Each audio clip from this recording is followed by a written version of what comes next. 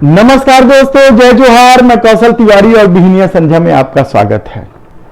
यह तो गुरु गुण रह गया और चेला शक्कर हो चला की कहावत को ही चरितार्थ करता है, वरना इस दौर में राष्ट्रीय स्वयंसेवक संघ इतना बेचैन और पूरी तरीके से एक्सपोज नहीं होता।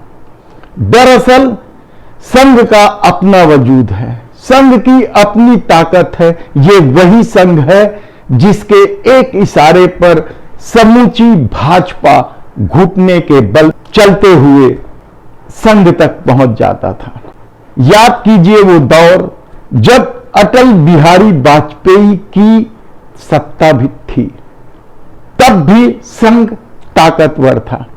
हालांकि कुछ किस्से हैं जिसमें अटल बिहारी वाजपेयी ने संघ को घुटने में लाने की कोशिश की, लेकिन संघ तब भी अपने अनुसांगिक संगठनों के भरोसे अटल बिहारी वाजपेयी को परेशान कर रखा था। चाहे वह विदेशी पूंजी निवेश का मामला हो, चाहे स्वदेशी का मामला हो, आदिवासी का मामला हो, किसानों का मामला हो, संघ अपनी बात पुरजोर तरीके से उठाती रही है और तब तक संघ मजबूत भी थी। लेकिन 2014 के बाद क्या हुआ?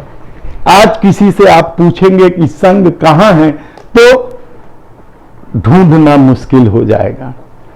चाहे कोई सा भी मुद्दा हो, किसानों का कृषि कानून का मुद्दा हो या मणिपुर हिंसा का मुद्दा हो, संघ कहीं दिखाई नहीं दे रहा है।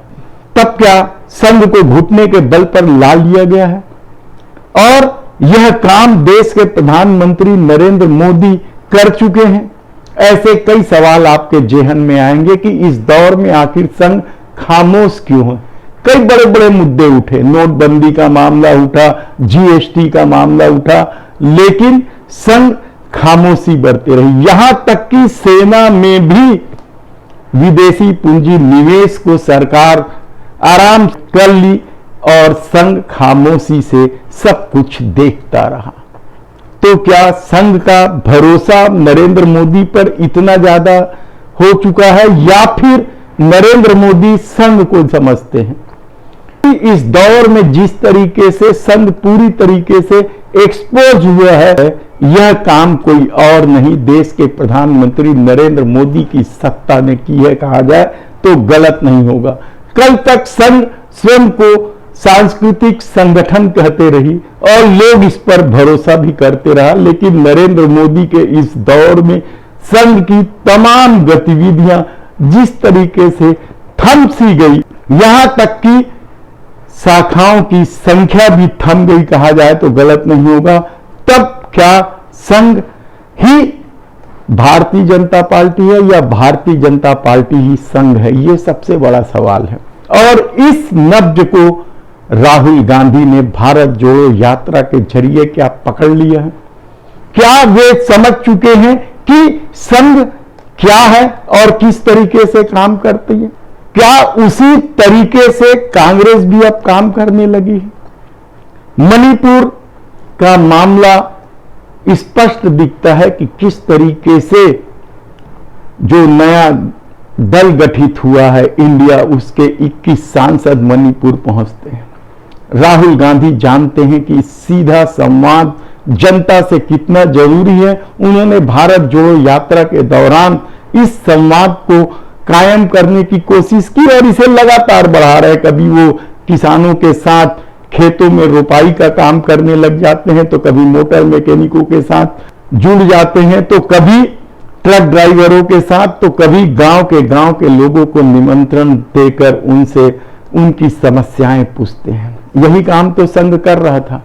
और इस नब्ज को राहुल गांधी ने यदि पकड़ लिया है तो यकीन मानिए कि संघ इस दौर में पूरी तरीके से एक्सपोज हो चुका है और संघ भी इस बात को समझने लगा है। इसलिए उन्होंने अपने मुखपत्र ऑर्गेनाइजर में साफ कहा कि सिर्फ एक चेहरे यानी नरेंद्र मोदी के चेहरे के भरोसे चुनाव नहीं जीता जा सकता।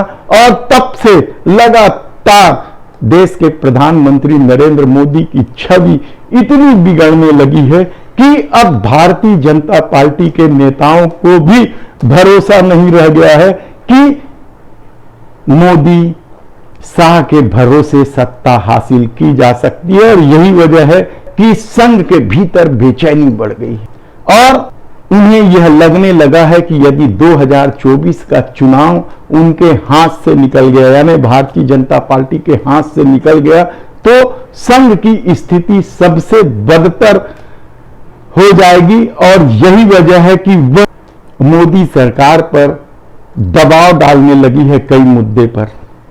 ये मुद्दे क्या हैं यह हम आपको फिर कभी बताएंगे, लेकिन इतना जान लीजिए कि संघ और भाजपा के भीतर, यानी संघ और मोदी शाह के बीच सब कुछ ठीक नहीं है। और हालत यह है कि दोनों के बीच दबाव की राजनीति इस कदर बढ़ गई है, भारतीय जनता पार्टी को यह समझ नहीं आ रहा है कि वह कहां खड़ा होए। लेकिन मोदी शाह की ताकत किसी से छिपी नहीं है, सारा फंडिंग उन्हीं के पास है, सारे कारपोरेट सेक्टर उसके पास है, सब कुछ पार्टी में पकड़ भी उनके साथ है। और पार्टी के भीतर की जो लोकप्रियता है वह भी उन्हीं के साथ खड़ी है, कहा जाए तो गलत नहीं होगा। लेकिन ऐसी परिस्थिति में यदि संघ बैठी है या ऐसी परिस्थिति में यदि संघ बेचैन है, तो यकीन मानिए कि आने वाले दिनों में क्या बड़ा परिवर्तन होगा कहना मुश्किल है, क्योंकि मोहन भागवत इस दौर में कुछ भी नहीं बचा पा रहे हैं। यहां तक कि अनुसांख्यिक संगठनों में भी मोदी के लोग ही बैठे हैं, ऐसा भारतीय जनता पार्टी के सूत्रों का दावा है। तब क्या होगा, यह सबसे बड़ा सवाल है। और यदि राहुल गांधी ने सचमुच संघ की नब्ज पकड़ ली है, तो यकीन मानिए कि आने वाले दिनों में संघ और एक्सपोज होगा।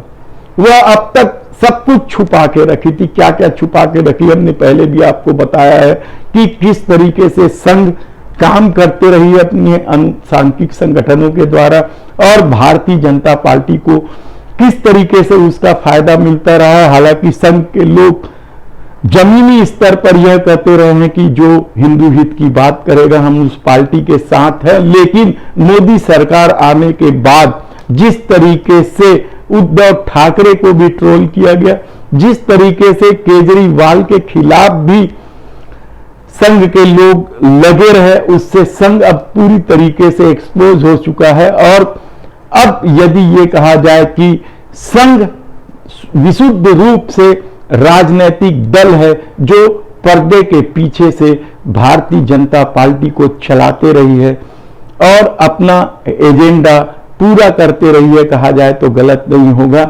तब सवाल ये है कि आने वाले दिनों में क्या भारतीय जनता पार्टी का खेल खत्म हो जाएगा? यकीनन, क्योंकि जिस तरीके से महाराष्ट्र, बिहार, कर्नाटक, बंगाल में राजनीति चल रही है, मध्य प्रदेश, राजस्थान और छत्तीसगढ़ के सर्वे बता रहे हैं, वह साफ कह रहा है कि भारतीय जनता पार्टी के लिए 2024 का चुनाव दूर की कौड़ी हो चुकी है।